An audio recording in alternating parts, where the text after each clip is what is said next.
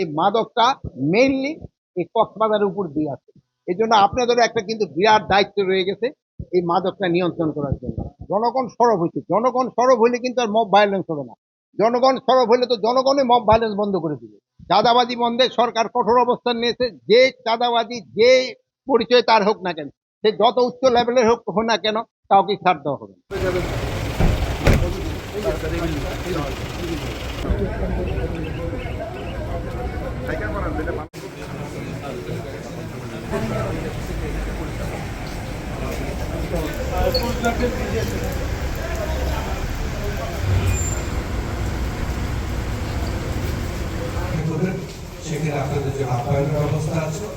আজকে আমরা এখানে আসছিলাম, মেইন আমাদের পয়েন্ট ছিল যে মাদকটা কিভাবে নিয়ন্ত্রণ করা যায়।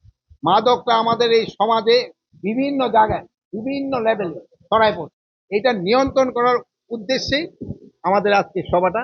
যেহেতু আমরা ঢাকায় অনেক সভা করেছি, কিন্তু যারা এক্সিকিউশন করবে তারা থাকে হলো এখানে। এই জন্য আমরা আজকে এখানে বসছিলাম। তাদের আমরা বিভিন্ন ধরনের ইনস্ট্রাকশন দিয়েছি। আমরা এখন হয়তো কয়েকজন চলে যাব, আমাদের সচিব মহোদয় থাকবে, অন্যান্যরা থাকবে, তারও আবার ইন ডিটেলও আলাপ করবে মাদকটা কিভাবে নিয়ন্ত্রণ করা যায়। আর জানেন এই মাদকটা মেইনলি এই কক্সবাজারের উপর দিয়ে আছে। এই জন্য আপনাদেরও একটা কিন্তু বিরাট দায়িত্ব রয়ে গেছে এই মাদকটা নিয়ন্ত্রণ করার জন্য। আপনারা যদি আমাদের সাথে সহযোগিতা করেন, সবটা আপনারা আল্লাহর কাছেও পাবেন।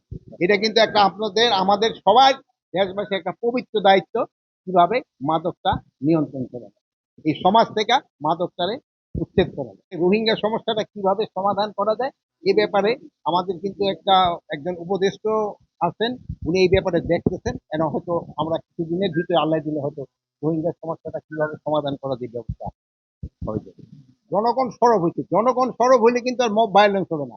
জনগণ সরব হইলে তো জনগণই মব ভায়োলেন্স বন্ধ করে দিবে। কালার এক্সপার্ট, জর্জ স্যাপ এবং মাইল্ড অন হ্যান্ডস টেকনোলজি সমৃদ্ধ অরিক্স ক্রিস্টাল ওয়াশ আপনার লন্ড্রি এক্সপার্ট। মব ভায়োলেন্স কোনো অবস্থায় গ্রহণযোগ্য না। যদি কেউ কোনো কিছু করতে যায়, তারা আইনের জন্য তারা আইন প্রয়োগকারী সংস্থার কাছে হ্যান্ড ওভার করবে। নিজের হাতে কারো আইন তুলে নেওয়ার অধিকার কারণ নেই।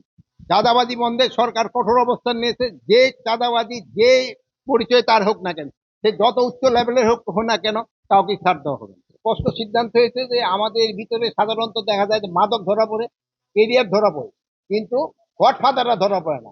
কোন অবস্থায় গডফাদাররা যেন ছাড়া না পায়, এই ব্যবস্থা গ্রহণ করে।